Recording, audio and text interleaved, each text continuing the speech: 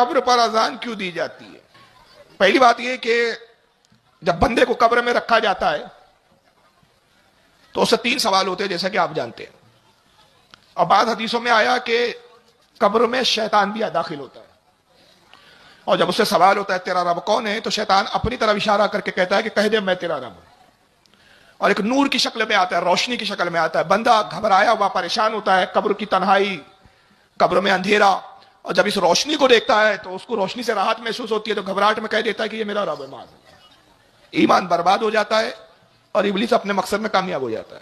دوسرا یہ بھی ہے کہ اذان کے کلمات مردے کو جواب دینے میں آسانی پیدا کرتے ہیں. مردہ وحشت زدہ ہوتا ہے، گھبرایا ہوا ہوتا ہے، تنہا ہوتا ہے، اندھیری قبر، ہولناکی کا ماحول، اور جب منکر نکیر سوال پوچھنے والے فرشتے آتے ہیں تو زمین کو چیرتے ہوئے آتے ہیں. ہیبت ناک شکل ہوتی ہے، بندہ دیکھ کے ویسے ہی گھبرا جاتا ہے، سمجھ جاتا ہے کہ میں مر چکا ہوں، دنیا میں نہیں ہوں، اب نہ عزیز ہے، نہ قریب ہے، نہ کوئی رشتہ دار ہے، نہ کوئی دوست ہے، نہ کوئی احباب ہے. اب یہ آخرت کی منزلیں شروع ہو گئی، گھبراہٹ طاری ہوتی ہے. تو اذان اس کی وحشت کو دور کرتی ہے اور اس کو جواب میں آسانی ہوتی ہے کہ جب فرشتہ پوچھتا ہے من ربوں کا، تیرا رب کون، تو مؤذن پکار کے کہتا ہے ادھر اللہ اکبر اللہ اکبر، تو اس کو جواب میں آسانی ہوتی ہے اور اس کو خیال آتا ہے کہ میرا رب اللہ ہے جو سب سے بڑا ہے. تو وہ اذان کے کلمات سن کے فوراً جواب دیتا ہے کہ میرا رب اللہ ہے. فرشتے کہتے ہیں ما دینوں کا، تیرا دین کیا ہے؟ مؤذن کہتا ہے اشہد ان لا الہ الا اللہ، گواہی دیتا ہوں کہ اللہ کے سوا کوئی عبادت کے لائق نہیں.